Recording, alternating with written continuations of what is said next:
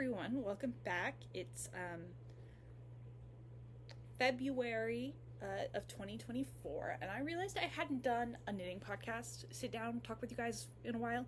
So I thought we could do one of those today, and I could kind of show you like what's on my needles. I have a couple big project wrap-up videos planned, but I thought this could be just like a fun little mini update on what I've been doing.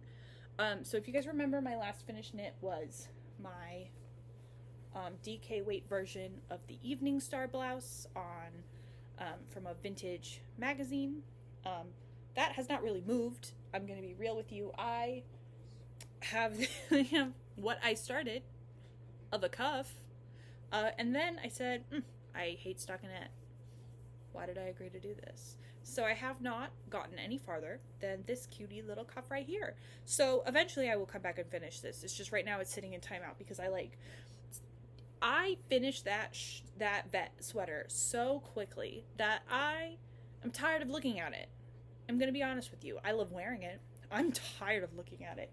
I don't want to think about all the things I have to finish. Also, like, technically it looks okay without the cuff and collars. So I'm like, do I have to finish them? But I'm like, yes, you should. So if I don't finish them, I think I have enough to make a pair of socks. And if I remember right, that yarn is good for socks. So I might just make myself a matching pair of socks. A matching sock for my sweater. Wouldn't that be iconic? You know, who needs the matching pants or a sweater when I could just make matching socks? So that is one of them. One of my whips. One of my whips. My other whip is a sweater I've already finished, but the body is gross. I hate it. So you might remember this lovely green guy from an earlier video. This is Malbrigo. I don't remember what kind, in the color green apple. And I really like it, except the problem is I made it too big. And then, so I decided to rip it out and see if I can just sneakily decrease under the arms, because the arms fit perfectly and I don't really want to have to re-knit the whole thing, if you feel me. Do you feel me, Mr. Krabs? I don't want to re-knit it. I don't want to rip the whole thing out to have to re-knit the thing. So I'm probably gonna have to re-knit it. But I'm being a silly little goose, and I'm gonna see if this works. See if this fits. And then I might get some elastic to kind of like fix the neckline, because I kind of hate how wide it is. But first we're gonna see if I can fix the body before I go buying elastic to fix the neckline. So this is on pause because I have more important projects than fixing this sweater body. Also, I realized I knit this with US 5s and I picked up all the stitches with US 4s. So I need to rip the last 2 rows out, pick them up properly, and fix this sweater. But that'll just be stockinette in the round. So that's my fun project for when I've finished all the things that have like actual deadlines that need to be finished. So that's one of those whips. Another whip I started kind of recently is this, that you haven't seen already, is this cute little crocheted cardigan. So my fiance, love him so much, I have told him I will knit him a sweater twice now. The first one, you probably remember from the one time I did Vlogmas, was atrocious. It was awful. It doesn't fit. It's so gross. I hate it. Well, I don't hate it. I respect it for what it is, which is the first sweater I ever made. But the fit is bad. The fit is bad. I made bad choices, but I learned from those choices. So I said, oh, I'll do better. And then the second one, if you remember, was the Christmas sweater from this last year. And that doesn't fit him. It fits me. So I have a great fitting sweater. He does not. So I decided to crochet him this cute little cardigan in this Lion brand cake that I had. I had 2 of them. And I think one of them is just a slightly bad dyed lot of the other one because it's slightly lighter. But it's like the same. They're the same colors. It's just like there's the same dye lot too, I think I remember. But they're just like slightly off and I don't understand it. But I am making him a cardigan. Making him this cute little cardigan. It is, I think it was a DK weight. It's this guy. So I have him this beauty. It's Grace. I've been striping it a little so that you can't tell which one's which. So I'm finishing one of the sleeves, and I'm hoping to finish that within the next... It's my casual project when I, like, don't want to focus, but I need to do something with my hands because it's all double crochets.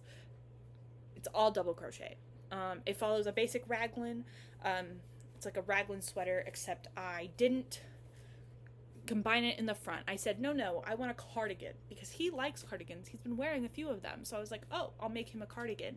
And then I don't have to worry about it, like, being too tight because it just doesn't need to close in the front. I did mess up the front, so I'm going to try fixing the front a little bit. I might, like, pick it up and knit a few, like, a row or two, make, like, a button band. Like a faux button band. I haven't decided yet. But that is my casual project. One of my casual projects. And then I have... This one has indefinitely been put on hold because I have other things I need to do. And I realized that starting a fingering weight sock was not a smart move at this point in my time, in my day. So this is all I have left. This is all I've started. It's going to be the no heel spiral sock on Ravelry, because I think it would be interesting. And I bought this for my dad. It's the Mondimum. I think I have the ball. Yes, I have the second ball right here. So it's this brand. This is just the different color. I bought two. So I bought green and I bought this cute little stripe because I thought, oh, that's so cute and fall colored. And I told my dad I would, well, I didn't tell him. He doesn't know. I thought it would be fun to make him some socks that he might like that are 100% wool. They don't have any, this one is 100% wool. It doesn't have any nylon. It's not like superwash. It's just plain wool. And I thought it would be interesting to see how they wear, because I thought he might like that. He wears a lot of darn tough socks, which obviously have a little bit of superwash, but like that's really important for structural strength. And I just thought it would be fun. Also, I just wanted to test out the spiral sock with no heel, because if I could just like start toe up, which is, this is my like third pair of socks that I've ever started. First pair I've done toe up, and I think I like it. I haven't, gotten very far, but I think if I can skip the heel and not have to do the Kitchener stitch, I would be thrilled. Like, if I just start the toe and then I just go, and then the sock is done. Is that bad? Maybe. Am I being bad form for a sock knitter? Maybe. But I don't want to knit them. And then one of the newer knits I have on my needles is my bridesmaid shawls, and I'm just going to show you. It's lace. It's a lace weight. I have a finished version. If you give me a second, I can pull out. I did finish this one. This is the bamboo pop in the color sand. And this is just like a vague idea of what they're going to look like. They're going to have sections of lace with stockinette and garter in between, and just kind of fun. They're about 200. This is like 225 or something. So they're kind of short. They fit well. They will fit. They're a little slippery when I wear them. I've been wearing this one around because this one is mine. I've decided. I'm not gonna wear it at my wedding, but this one is mine. Because it's in brown, and I just thought, I don't know, it's kind of cute. It's a vibe. But they might be a little slick, so might have to make some shawl pins. But this is what they look like. And you can't see the back, but it's fine. So yeah, this is kind of the vibe. They're not all gonna look the same because I wanted them to be a little different for each person. And I bought so much yarn. This is the yarn for the shawls. As you'll see, there are multiple colors in here. So we picked some for my fiance. Has 2 groomswomen, and so they're going to get these ones in the same kind of concept, and then my bridesmaids are getting these ones, and they kind of match our wedding colors, so that's why we picked them. Thought they'd be kind of cute. So that is what's going on. And the pattern is just a couple of lace patterns that I've used already, or that I picked up on the internet that I thought were kind of cute, and most of them actually are in my my veil, which will have I'll do a vlog of finishing it. That will be out once I think I've got it blocked. Once I've like finished blocking it, whenever that is. But so like it'll have this lace pattern, this center one, and they'll have this one, and I will not be doing this one because I cannot comprehend. It's like 8 rows, and I don't know why. I just like, I can't pay attention long enough to complete it properly. So we're not gonna do it. We're not gonna do it. We're gonna do something else. But yeah, they're all gonna have the same kinds of stitches as my veil, and I thought that'd be kind of cute and like a nice little tie in. Since they're all in bamboo pop, and I'm knitting them on US 5s. So those all need to be done by September. I'm trying to have them done like beginning of September, so I don't have to like stress knit a bunch. And so I have about 8 months. So I'm hoping to get this one done within the next week or so. It is my more like serious knit, depending on, you know, what I want to do. Right now I'm knitting the veil because I think I can get that off the needles like completely, and then just have the crochet border to finish. And then the border is going to be crocheted out of this bad boy. Some cute little mohair. Plus Yarn Co. mohair. Silky Mo, I think. So yeah, that I guess leads into my new acquisitions, which is not much. Well, I mean, it's a ton of bamboo pop. It's also vintage mohair. So yeah, mohair blended with wool. This was just in my freezer, and you may be like, okay, why'd you put it in a bag? Well, I had food in there, so I put it in a bag. But this was in my freezer. My yarn store bought like a trailer, like someone's estate sale, and they had a bunch of this mohair, and I thought, oh, haha, that's so funny. I love that. So I was like, okay, this is kind of interesting. I'll take it out of the bag, and then you can see the texture a little better. It low-key looks like it's felted. Low-key. Part of the reason it was in the freezer was just to make sure there was nothing in it. The owner had checked all of it pretty thoroughly, so I was like fully convinced she wouldn't bring in anything bad, because like obviously she runs a yarn store. Why would you do that? So it was also that, and partly because someone at Knit Night when I bought it told me that putting it in the freezer, putting mohair in the freezer helps to frog it better. And I said, oh my god, you kidding? Because I was worried that if it had low-key felted, because this yarn is 75% mohair, 20% wool, 5% nylon. And I was like, it could have felted. It could have felted. This stuff has been there for like, who knows how long? Who knows how long? I surely don't. So I bought one just to see how it goes. You can see my little sticker. I paid $2 for this ball. $2.20 counting the tax. And they had a bunch of it. So I might go back if I like it and get some more, but I don't think I will. But it is pretty cheap for mohair. So, but here's what the strands look like. You can, let me give you a good, there's what the strands look like. They're really fluffy, honestly. But I was thinking of pairing it with the rest of my Knit Picks Bare Shadow, which is a lace weight. I was thinking of pairing the two together, and depending on how they dye, I might dye them with like Kool-Aid or something. So I was hoping to pair them together because I have 200 grams left after I finish the veil, because I think I'm going to just finish the ball I'm on and not add another. Hopefully I don't need to add another, and I can get my 10 rows, my 10 repeats of this lace pattern. I am on 4 of 10, so I think I can do it. I think I can get it because I don't have to increase at all. So that's what I'm hoping to do. And then I want to do I will make a video. I don't want to tell you what I want to do yet, but I will make a video about what I'm going to do with that. And we will have a good time, and we will hope that it works. Because if I can buy that mohair and not have to buy like $10 mohair, I mean, obviously I could make the thing without the mohair, but I think the mohair would be kind of funny. So I might add the mohair just for funsies.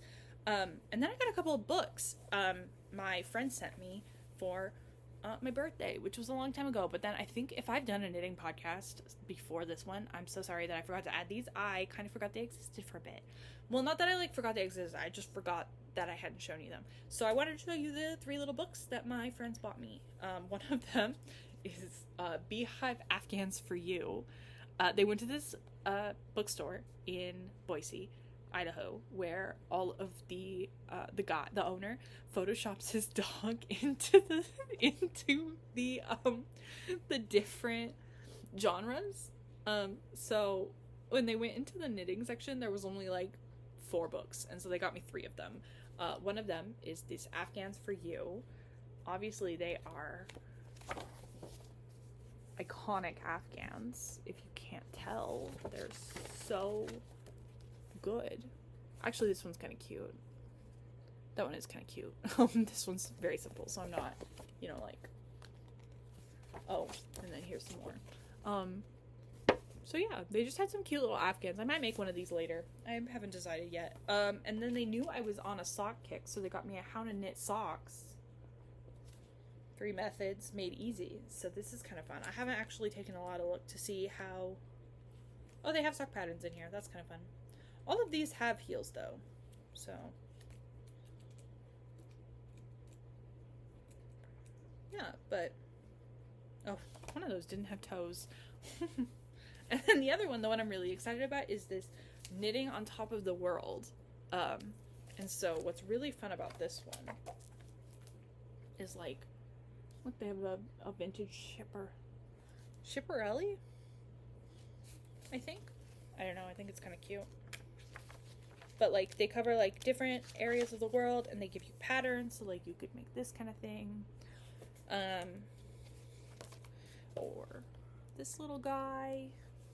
But they theme them off of the different area of the world that they're, like, teaching you about. They'll give you, like, some of their knitting history, some of their kind of, like, techniques.